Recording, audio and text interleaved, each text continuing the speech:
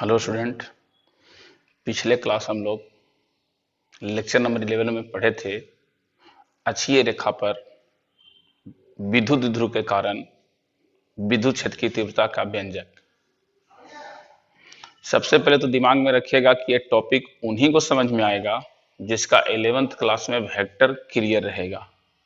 यानी जब तक आप वेक्टर नहीं पढ़ते हैं ये सब आपको समझ में नहीं आएगा। यदि आप इसको ठीक से समझना चाहते हैं तो 11th क्लास में पुनः वेक्टर निकालकर रिवाइज कर लें ताकि उसके बाद ये सब टॉपिक आपको आसानी से समझ में आ जाए। तो आज हम लोग पिछले क्लास बताए थे अक्षीय रेखा पर विद्युत क्षेत्र की तीव्रता। आज हम लोग बात करेंगे विषुवतीय रेखा पर। विषुवतीय रेखा सबसे पहले हम लोग समझते हैं कि होता क्या है।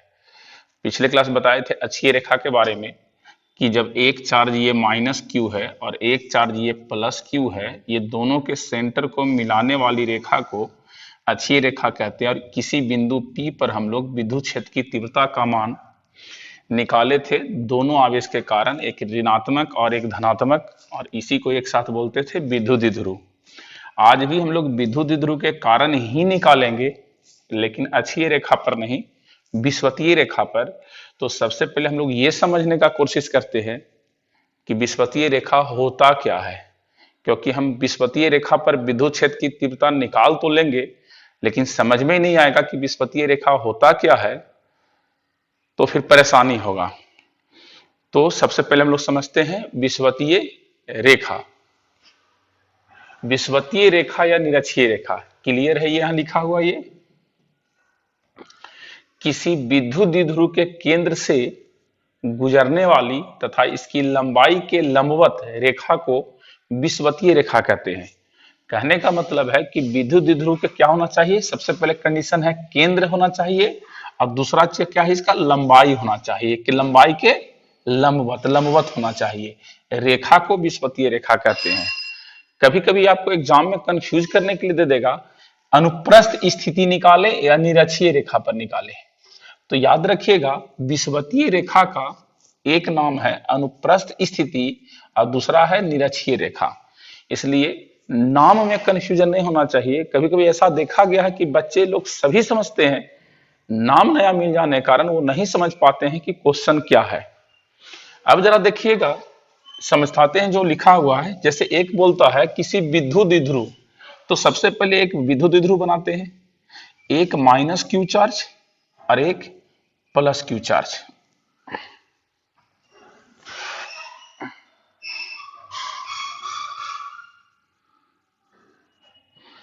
एक माइनस क्यू चार्ज और एक प्लस क्यू चार्ज। तो इसके सेंटर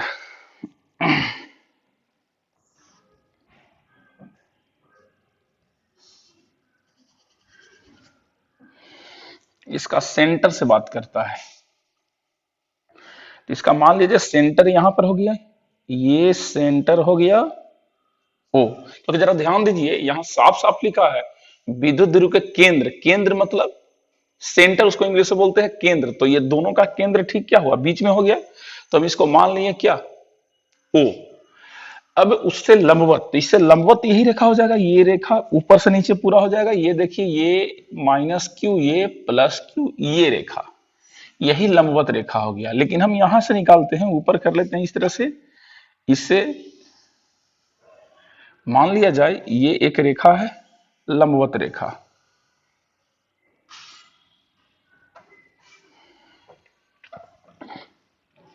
ये यहां से डिस्टेंस ले लेते हैं, यहां पर एक पॉइंट P ले लेते हैं, ये डिस्टेंस को क्या मान लेते हैं, R।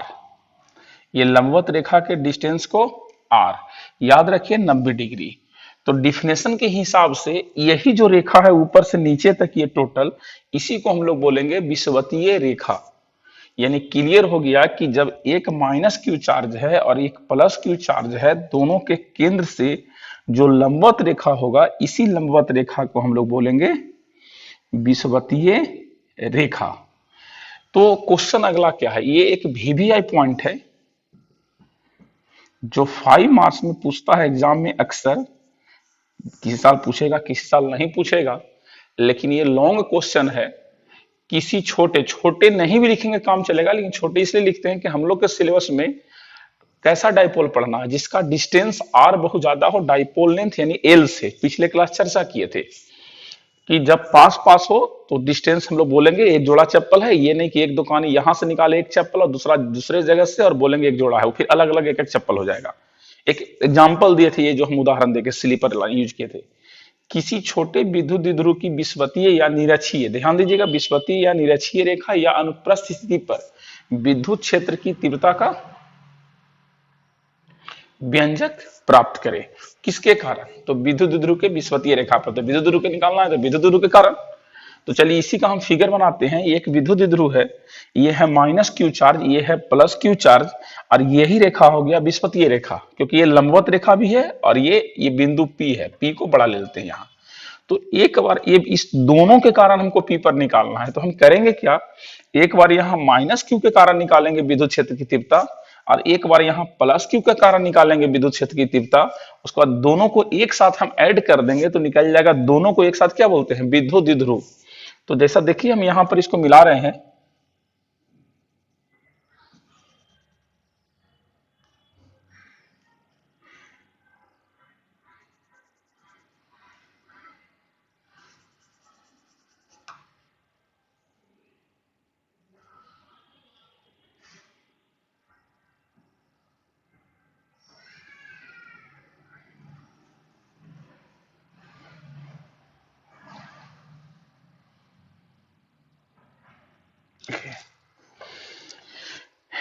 सबसे पहले हम निकालते हैं प्लस क्यू चार्ज के कारण। तो दोनों को नाम ले लेते हैं हम कैलकुलेशन के कारण। इसका नाम ले लेते हैं ए और इसका नाम ले लेते हैं बी। तो प्लस में याद करिए विद्युत क्षेत्र की तीव्रता का परिभाषा बताए थे लेक्चर नंबर 10 में। एक धनात्मक एक कूलम आवेश पर लगने वाले विद्युत बल को क्या बोले थे, कूलम बल, जिस पर न्यूमेरिकल्स बताए थे कि जो विद्युत बल लगता है उसी को हम लोग बोलते हैं विद्युत क्षेत्र की तीव्रता। इसका मतलब हम मान के चल रहे हैं कि यहां पर एक +1 कूलम चार्ज है, और यदि यहाँ +1 कूलम चार्ज है तो ये भी प्लस और ये भी प्लस, प्लस प्लस में रिपल्सन होता है, रिपल्सन मीन्स होता है ठेलना, तो ये उसको उधर ठेलेगा। जिनको भी कंफ्यूजन हो, दोबारा लेक्चर नंबर 4 या 5 में इसका हम न्यूमेरिकल्स बताए थे, एक बार देख लीजिएगा पीछे, उसी में ये देख लीजिएगा। तो जिस जगह पर निकालना उस जगह पर पेन रख के बोले थे प्लस है तो क्या होगा, इससे दूर तो दूर हो गया, ये इसको बोलेंगे, नाम देते हैं इलेक्ट्रिक फील्ड, नाम देते हैं ई बी है तो ई बी, और वेक्टर है तो एरो लगा दिए। अब यहां से ध्यान से देखिएगा, ये है एक निगेटिव चार्ज, निगेटिव में ये प्लस है और ये माइनस है, तो प्लस माइनस में आकर्षण होगा। तो हमको यहां भी लिख सकते हैं कि ये अट्रैक्ट ऊपर होगा, लेकिन निकाल, जैसे कुछ बोलेगा सर +1 कूलम इसको भी तो ऊपर खींचेगा, बहुत एकदम 100% खींचेगा, लेकिन हमको निकालना ए पर नहीं, हमको निकालना पी पर है। तो हम यहाँ पर क्या करेंगे, ये इसको नीचे खींचा तो यहाँ पर इस तरह से डायरेक्शन दे दिए, नाम दे दिए ई, और ये ए है तो ई ए, वेक्टर है तो एरो। तो इसके चलते विद्युत क्षेत्र की तीव्रता ऊपर हो गया, इसके चलते विद्युत क्षेत्र की तीव्रता नीचे हो गया।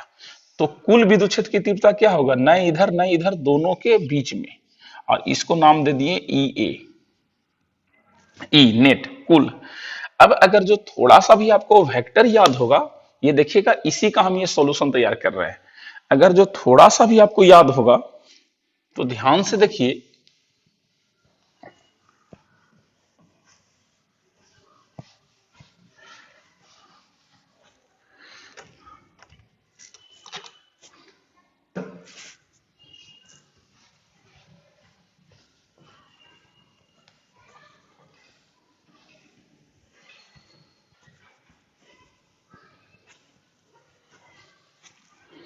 तो नेट निकालने के लिए था, वेक्टर में आपको हम बताए थे कि जब डायरेक्शन सेम हो वेक्टर में, वेक्टर चूंकि सदिश, सदिश में दिशा होता है, कि जब दिशा समान हो तो जोड़ दीजिएगा, और जब दिशा विपरीत हो तो घटा दीजिएगा, और जब दिशा न समान हो और न विपरीत हो तो फिर सूत्र का प्रयोग करिएगा। सूत्र क्या था, E इक्वल टू, यहां है ई ए का स्क्वायर प्लस ई बी का square plus 2 E A E B cos theta. Theta में आपको हम यूज किए थे कि जो यहाँ लिखा रहेगा ये दोनों के बीच का एंगल लेंगे। यहाँ लिखा है EA और यहाँ लिखा है EB, तो यही दोनों बीच का एंगल लेंगे। तो जरा ध्यान से देखिए, यहाँ EA और EB के बीच का एंगल टोटल ये हो गया, ये हो गया EA और EB का बीच का एंगल। अब हम कुछ भी मान लेंगे तो फिर उसका वैल्यू हमको निकालना पड़ेगा। तो हम यहाँ पर दिमाग लगा रहे हैं कि इस एंगल को निकाले कैसे। तो अगर जो इस हम ट्रेंगल को सोल्व करेंगे तो ट्रेंगल का यूज करके अगर जो हम चाहें तो टेन थीटा भी निकाल सकते हैं, कोस थीटा भी निकाल सकते हैं, साइन थीटा भी निकाल सकते हैं। लेकिन हमको जरूरत किसका है यहाँ पर, कोस थीटा का। तो जरा ध्यान से देखिए, अगर जो हम इसको थीटा मान लेते हैं तो ये इस तरह से लाइन हो गया, ये लाइन जरा ध्यान से देखिए डॉट डॉट है, ये लाइन डॉट डॉट है, ये हो गया क्या प्लस क्यू, और इधर नेट इलेक्ट्रिक फील्ड ई। ध्यान से देखिए नेट इलेक्ट्रिक फील्ड ई, और ये चार्ज क्या, ये बी था। तो अगर जो ये एंगल थीटा, तो 100% इसके सामने वाला ये भी एंगल क्या हो जाएगा, थीटा। तो ये थीटा तो ये भी थीटा। अब यहां से अगर जो इस ये थीटा, तो निश्चित देखिए ये डिस्टेंस आर सेम, इधर का डिस्टेंस, अब इसको क्या हम बोल सकते हैं, याद करिए पिछले क्लास बोले थे यहां से यहां तक दोनों चार्ज के बीच का जो दूरी होता है उसको बोले थे द्विध्रुव की लंबाई, डिनोट किए थे 2l से। तो 100% यहां से यहां तक का डिस्टेंस l, और यहां से यहां तक का डिस्टेंस भी क्या l। तो ये डिस्टेंस भी l और ये डिस्टेंस भी l और ये डिस्टेंस r, तो निश्चित है कि ये कितना हो जाएगा, तो जितना लेंथ ये होगा उतना ही लेंथ ये, मतलब ये थीटा तो ये भी थीटा, और ये थीटा। तो जरा ध्यान से देखिए, अगर जो हम ऐसे ऐसे कर करके इसको ये क्यू करते हैं, तो ये थीटा ये है माइनस क्यू ए पर, और इधर इलेक्ट्रिक फील्ड कितना है E, ये पॉइंट है P, देखिए ये P, ये A, ये थीटा। तो निश्चित है कि ये भी एंगल थीटा हो जाएगा।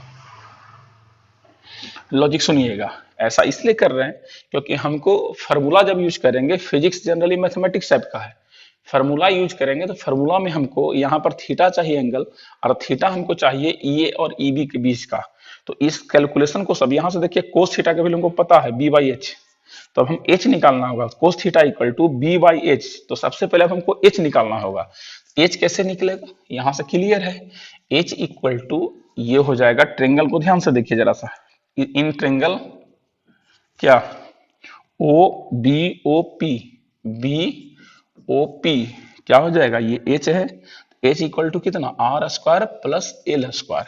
तो यहां लिख सकते हैं हम R square plus L square, और यहां हो जाएगा R square plus L square, क्योंकि यहां पर ये देखिए ट्रेंगल है। तो इस तरह से आप ट्रेंगल को सोल्व करके ये फिगर को बना सकते हैं। अब पूरी तरह से फिगर बन गया, फिर से एक बार फिगर को क्लियर कर लेते हैं। एक चार्ज माइनस क्यू है, एक चार्ज प्लस क्यू है, तो जब एक चार्ज माइनस क्यू एक चार्ज प्लस क्यू है तो हम लोग बोल सकते हैं उसको विद्युत द्विध्रुव। उसके बाद सेंटर ओ से लंबवत रेखा है, सेंटर ओ से जो लंबवत रेखा रहेगा उसी को बोलेंगे निरक्षीय रेखा, विस्पतीय रेखा या अनुप्रस्थ स्थिति। वहां पर एक बिंदु P लिए हैं, P पर हमको कुल विद्युत क्षेत्र की तीव्रता का मान ज्ञात करना है। तो एक बार माइनस क्यू चार्ज के कारण निकालिए, तो माइनस क्यू क्या होगा, यहाँ अगर जो प्लस लिखने का आवश्यकता नहीं है, अगर जो ये नीचे खींचेगा माइनस है तो खींचेगा, और ये प्लस है तो ठेलेगा।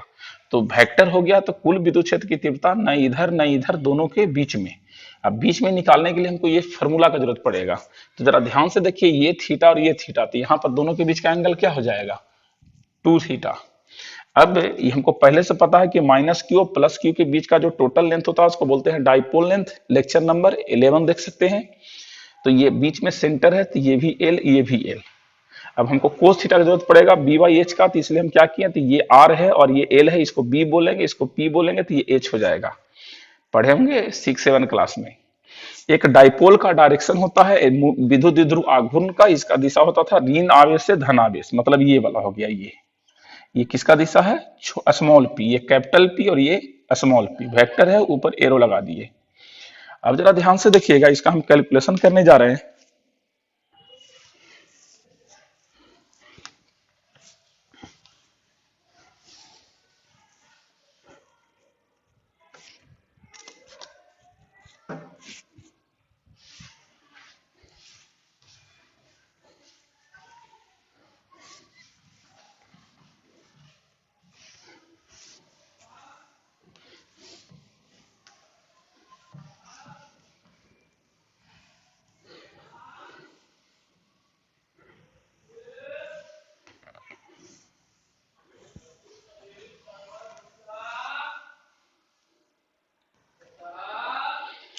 जो भी स्टूडेंट फिगर को समझ रहे हैं पूरी तरह से और जिनका मैथमेटिक्स ठीक है, वो इस कैलकुलेशन को, इस थ्योरी को पूरी तरह से लिख सकते हैं। जैसे कि यहां पर देखिए क्या है, ए बी क्या है, एक विद्युत द्विध्रुव है। तो यहां से ध्यान दीजिएगा,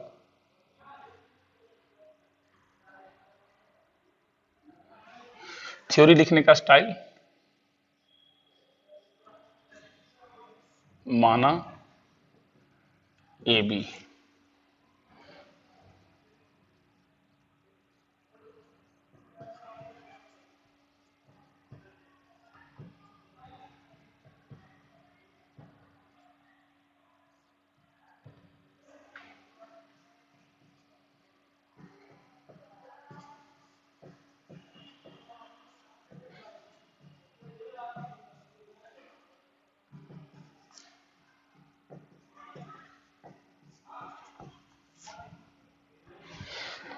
ए बी एक विद्युत द्विध्रुव है जिसके पास एक माइनस क्यू आवेश और एक क्या है, प्लस क्यू आवेश है।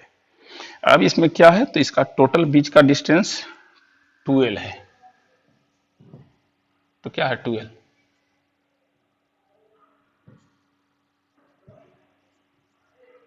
द्विध्रुव की लंबाई है। अब देखिए यहां पर P है, P का दिशा क्या होता है, ऋण से धन की ओर। बोलते क्या है P को,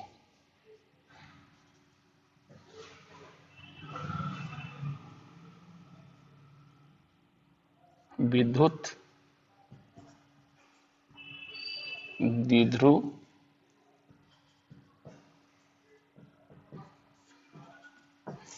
आघूर्ण है। अब ये डिस्टेंस r है, डिस्टेंस r कौन दूरी पर है, तो विषुवतीय रेखा पर। तो r के बारे में लिखेंगे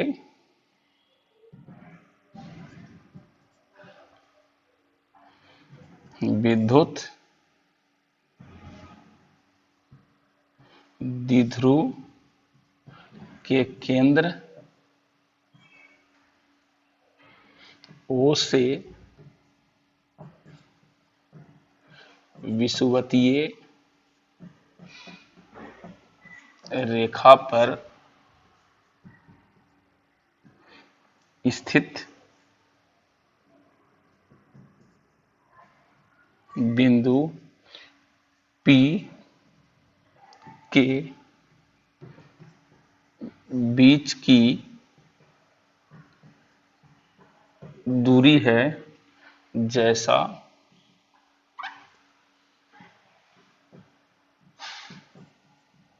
चित्र में दर्शाया गया है। ध्यान से देखिए, सबसे पहले ए बी एक विद्युत द्विध्रुव है, उसके बाद 2l क्या है, तो द्विध्रुव की लंबाई है। उसके बाद क्या है, P क्या है, विद्युत द्विध्रुव आघूर्ण है। R क्या है, तो विषुवतीय रेखा पर केंद्र O और बिंदु P की बीच की दूरी है। अब हम कैलकुलेशन करेंगे, तो एक बार ये EB किसके कारण है, तो प्लस Q के कारण। EA किसके कारण है, तो माइनस Q के कारण। क्या, तो विद्युत क्षेत्र की तीव्रता। अगर जो आप लेक्चर नंबर 10 पढ़े होंगे, तो लेक्चर नंबर 10 में साफ साफ बताए थे आपको, E बराबर होता है के क्यू बाई आर स्क्वायर।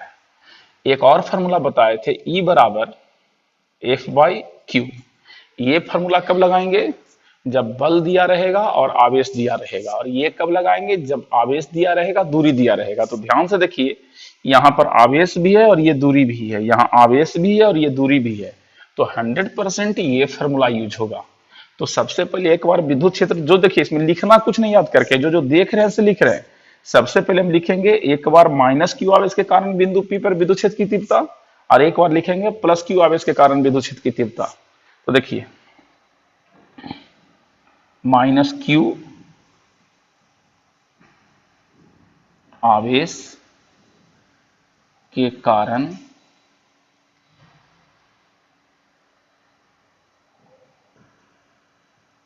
विद्युत क्षेत्र की तीव्रता बिंदु P पर, कहां पर, P पर क्या हो जाएगा, E A नाम दिए हैं, के का मान 1/4 एप्सिलॉन नॉट। ध्यान से याद करिए, यदि कूलम्स लॉ याद होगा थोड़ा सा भी आपको, तो हम बोले थे कि F बराबर होता है K mod Q1 mod Q2 by R square. Mod मतलब माइनस भी रहेगा तो प्लस लेंगे। तो यहां पर ध्यान से देखिए, ये है माइनस क्यू आवेश, लेकिन लेंगे क्या, प्लस क्यू। डिस्टेंस कौन सा है, तो डिस्टेंस है ए से पी का डिस्टेंस, ए के कारण निकालना है पी पर, तो ए पी स्क्वायर। ठीक है, कौन डायरेक्शन में है, ए से पी की ओर कि पी से ए की ओर, तो डायरेक्ट पी से ए की ओर, पी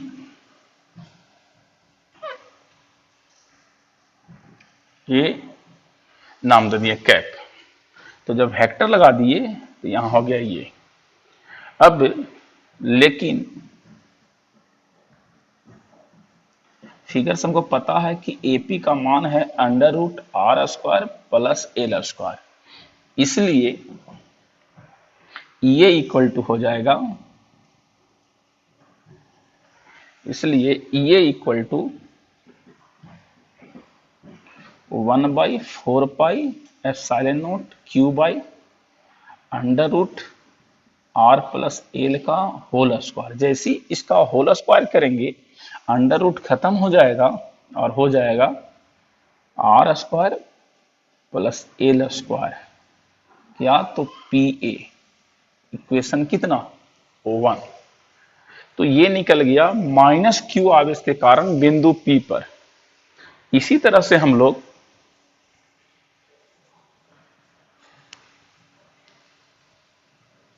प्लस क्यू आवेश के कारण निकाल लेंगे।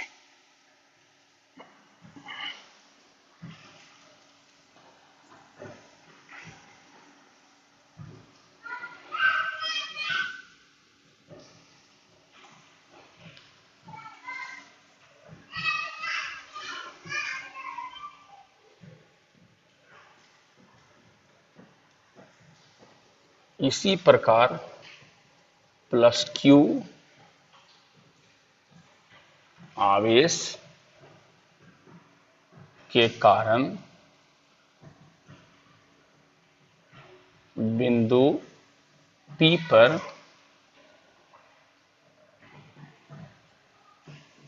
विद्युत क्षेत्र की तीव्रता EB बराबर, अब डायरेक्ट इसी प्रकार हो गया, तो 1/4 एप्सिलॉन नॉट Q बाई, जरा ध्यान दीजिएगा यहाँ पर प्लस क्यू चार्ज है, ये P पर है, डिस्टेंस तो सेम है दोनों, तो फिर क्यों ना डायरेक्ट डिस्टेंस को लिख दे, अंडर रूट का स्क्वायर करेंगे तो क्या हो जाएगा, अंडर रूट का समाप्त हो जाएगा। कौन डायरेक्शन, तीसरा डायरेक्शन क्या है, ऊपर है, मतलब ए से बी से पी की ओर, मतलब बीपी। इक्वेशन कितना, 2। अब जरा ध्यान से देखिए, एक बार हम निकाल चुके हैं माइनस क्यू के कारण, यहां देखिएगा ये डायरेक्शन है तो यहां डायरेक्शन लगा देंगे। एक बार यहां पर क्या हो जाएगा, माइनस क्यू आवेश के कारण, और एक बार यहां प्लस क्यू आवेश के कारण। अब निकालेंगे दोनों के कारण, तो दोनों को एक साथ क्या बोलते हैं, विद्युत द्विध्रुव। तो लिखेंगे विद्युत द्विध्रुव के कारण बिंदु P पर कुल विद्युत क्षेत्र की तीव्रता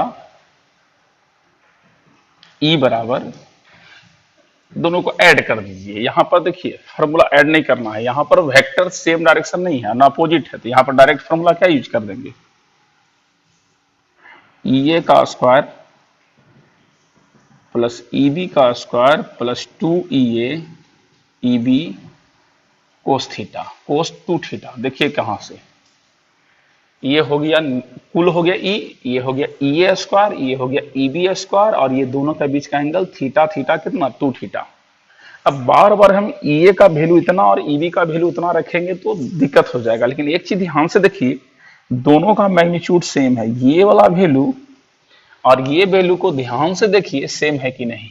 ध्यान से देख लीजिए, 1/4 एप्सिलॉन नॉट तो 1/4 एप्सिलॉन नॉट, क्यू तो Q R square plus L square, R square plus L square. तो हम यहां से लिख लेते हैं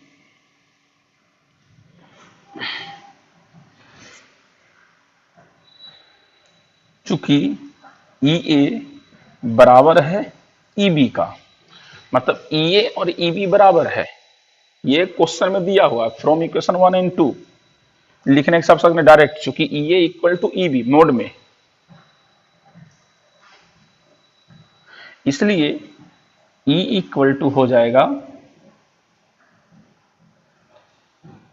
चाहे तो ई ए के जगह पर ई बी रखिए या ई बी के जगह पर ई ए रखिए। चलिए ई ए बराबर ई बी, तो चलिए ई बी हो जाएगा E B square, E B square मतलब नहीं समझे, ई ए के जगह पर हम क्या रख रहे हैं E B plus 2 E B cos 2 theta. अब यहां से ई बी क्या हो जाएगा,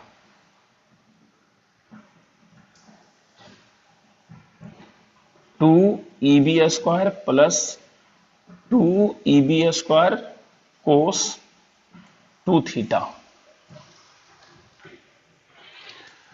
उसके बाद ध्यान दीजिएगा,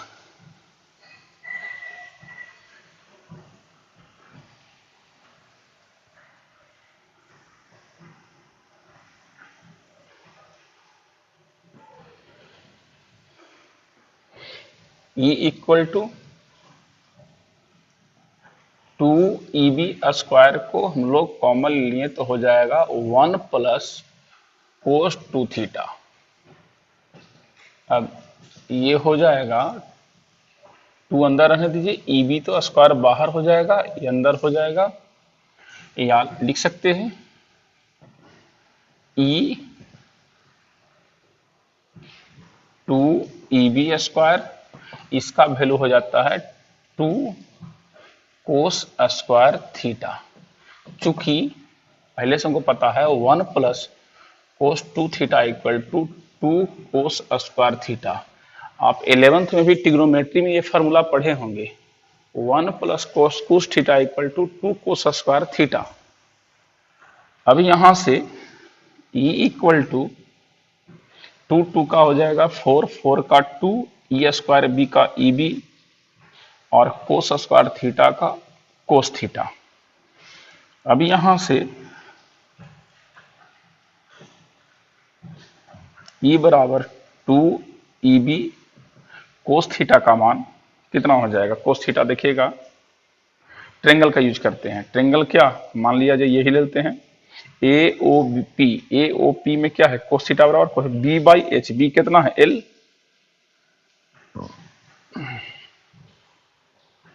बी थीटा के सामने वाला पी, ये एच बी, और ये एच कितना R square plus L square. यहां लिख देंगे त्रिभुज या समकोण त्रिभुज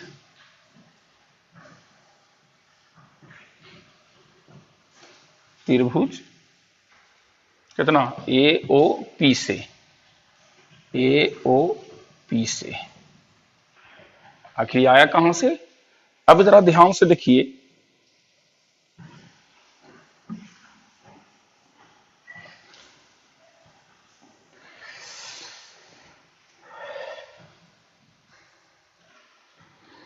E इक्वल टू 2 EB का मान कितना होगा। तो अभी देखिए इक्वेशन 2 में, इक्वेशन 2 चूंकि मिटा दिए, लेकिन आप देख सकते हैं इक्वेशन 2 पीछे से, और ऐसे भी समझिए इक्वेशन 2 और इक्वेशन 1 सेम था। देखिए ध्यान से देखिए क्या हो जाएगा, EB का वैल्यू कितना था, EB का वैल्यू आप किनारे देख सकते हैं, EB equal to 1/4 pi epsilon naught Q by R square plus L square, जो भी मैग्नीट्यूड हमको लेना है। तो सेम मैग्नीट्यूड देखिए दोनों का सेम है, तो 1/4 pi epsilon naught Q by R square plus L square, और इसका वैल्यू हो जाएगा L by under root X को क्या लिख सकते हैं, अंडर रूट एक्स पर पावर लिख सकते हैं 1/2। तो यहां हो जाएगा R square plus L square पर पावर 1/2। इसको हम लोग एक साथ लिख सकते हैं E equal to 1/4 pi epsilon naught Q into 2L, ये हो गया Q और ये हो गया 2 और ये L, Q इंटू 2L, इसका वैल्यू यहाँ लिख दिए। और ये कितना हो जाएगा R square plus L square, mathematics है, इस पर पावर कुछ नहीं तो 1 और इस पर पावर कितना 1/2। तो इसका वैल्यू हो जाएगा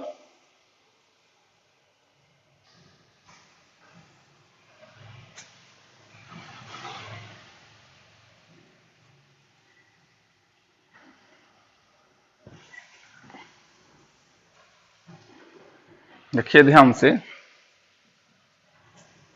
E इक्वल टू लेकिन या परंतु Q इंटू 2L होता ही है P। P को क्या बोलते थे, विद्युत द्विध्रुव आघूर्ण।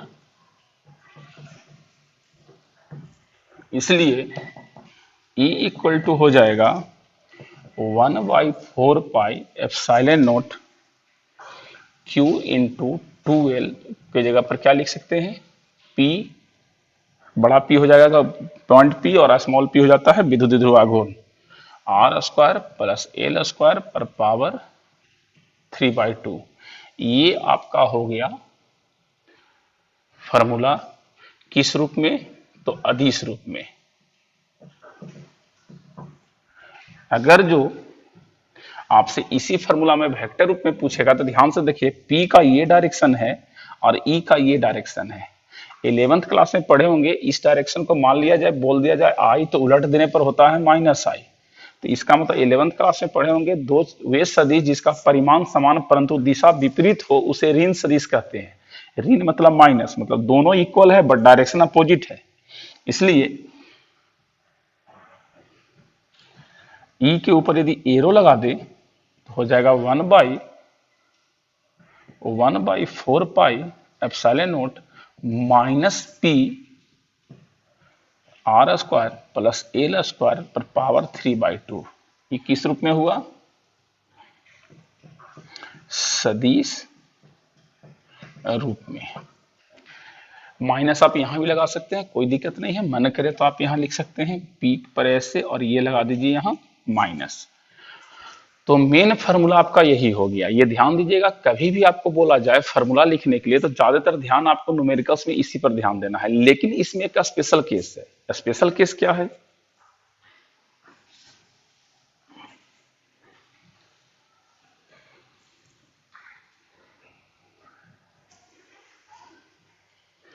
यह विशेष स्थितियां,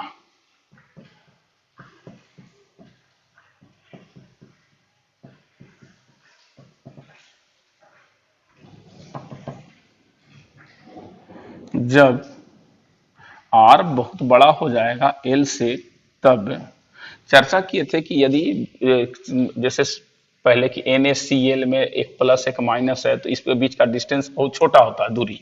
उसी तरह से यदि R बहुत बड़ा हो गया और ये दोनों के बीच का डिस्टेंस बहुत छोटा हो गया तो क्या हो सकता है, तो ये R square plus L square लगभग आर स्क्वायर। क्यों, एक एग्जांपल ये थे कि मान लिया जाए R एक समुद्र है और एल एक बूंद पानी है, तो समुद्र में एक बूंद पानी जोड़ भी देंगे, मिला भी देंगे तो समुद्र ही रहेगा। इसलिए E इक्वल टू हो जाएगा 1/4 pi epsilon naught P by R square पर पावर 3/2। 2 से 2 कैंसिल हो गया यहां से, अब ये हो जाएगा E equal to 1/4 pi epsilon naught P by R cube. यानी याद रखिएगा, यही रिक्वायर्ड रिजल्ट है विषुवतीय रेखा पर विद्युत ध्रुव कारण। इस पर एक चीज ध्यान देने का चीज है, एक बिंदु आवेश के कारण निकाले थे, स्रोत आवेश के कारण r दूरी पर विद्युत क्षेत्र की तीव्रता E इक्वल टू तो निकला था 1/4 pi epsilon naught Q by R square. मतलब इसको ध्यान से देखा जाए E और आर स्क्वायर, तो E जो है वो R के स्क्वायर के हिसाब से चेंज करता है। लेकिन यहां पर देखा जाए तो इसमें एक बड़ा इंपॉर्टेंट चीज आया, ऑब्जेक्टिव में पूछा जा सकता है E inversely proportional to R cube. Objective में ये दे देगा कि विद्युत द्विध्रुव के कारण विषुवतीय बिंदु पर विद्युत क्षेत्र की तीव्रता तथा दूरी के बीच संबंध होता है। 4 option 1/r, 1/r square, 1/r Q, 1/r4। 100% है कि यदि बिंदु आवेश देगा तो इसमें टिक मारेंगे, और बिंदु आवेश तो उसमें टिक मारेंगे, और विद्युत द्विध्रुव तो इसमें टिक मारेंगे। तो इस टाइप के ऑब्जेक्टिव को ध्यान से देखिएगा। अब इसमें एक चीज आपसे पूछा जा सकता है कि विषुवतीय रेखा और अक्षीय रेखा के बीच जो विद्युत क्षेत्र निकला था, लेक्चर नंबर 11 में आपको निकाल के दिखाए थे अक्षीय रेखा, और आज निकाले हम विषुवतीय रेखा। तो एक सिंपल क्वेश्चन कभी आ सकता है कि अक्षीय रेखा और विषुवतीय रेखा के विद्युत क्षेत्र जो निकला, दोनों में रिलेशन क्या हो सकता है। तो दोनों का रिलेशन को ध्यान से सबसे पहले आपको करना क्या है, नेक्स्ट वीडियो से पहले जो हम अगले क्लास वीडियो डालेंगे तो उसमें आपको करना क्या है कि ये वाला एक्सप्रेशन और उसके पहले एक्सप्रेशन, दोनों एक्सप्रेशन को हम बता दिए। नोट्स भी आपको हम व्हाट्सएप ग्रुप में डाल चुके हैं। कुछ बच्चे लोग परेशान हैं कि सर हमको जो है से नहीं नोट्स मिल पाता है। कुछ ऐसे भी बच्चे हैं जो देवघर से बाहर से हमसे कांटेक्ट कर रहे हैं और वो हमसे फोन नंबर का डिमांड कर रहे हैं, वो मैसेज कर रहे हैं वीडियो के थ्रू कि सर नंबर क्या है। तो जिनको भी कांटेक्ट करना है तो यहाँ हम नंबर लिख देते हैं अपना 9709149520। ये प्रमोद सर, ये नंबर पर आप हमसे कांटेक्ट करिए। बात हो सकता है नोट्स आपको जानबूझ करके उस रूप में नहीं दे रहे हैं मोबाइल में, ताकि मोबाइल से कितना पढ़िएगा, आंख खराब भी हो जाएगा और पढ़ने में मजा भी नहीं आता है। इसलिए व्हाट्सएप पर देंगे तो निश्चित ही उसको बड़ा कर करके आप अपने कॉपी पर नोट कर लीजिएगा, और अभी से ही नोट करके रखिए तो ज्यादा ठीक रहेगा, क्योंकि एग्जाम के टाइम में आपको मौका नहीं मिलेगा नोट करने का और उसमें आप परेशान हो जाइएगा। इसलिए अभी से ही समय है, घर में बैठ करके इस चीज को करते रहिए। अगले क्लास आपको हम दिखाएंगे, अगर जो ये दोनों आप याद कर लीजिएगा तो अक्षीय रेखा और विषुवतीय रेखा पर विद्युत क्षेत्र में संबंध क्या होगा, दिशा क्या होगा, दोनों में रिलेशन क्या होगा, कौन बढ़ाएंगे कौन घटाएंगे, तो क्या अंतर पड़ेगा। साथ साथ इसके बाद पिछले क्लास निकाले अक्षीय रेखा, आज निकाले विषुवतीय रेखा, अगले क्लास निकालेंगे न अक्षीय रेखा न विषुवतीय रेखा, दोनों के बीच में कहीं पर भी किसी बिंदु। तो ये ध्यान रखिएगा, किसी बिंदु पर तभी समझ में आएगा जब अक्षीय रेखा और विषुवतीय रेखा आपको पूरी तरह से कंप्लीट रहेगा। आज का लेक्चर में इतना ही, उम्मीद करते हैं इसको पढ़ के रखिएगा, ताकि नेक्स्ट वीडियो जो बृहस्पतिवार को हम डालेंगे, थर्सडे को, उस समय आप ये दोनों याद करके रखिएगा। ओके।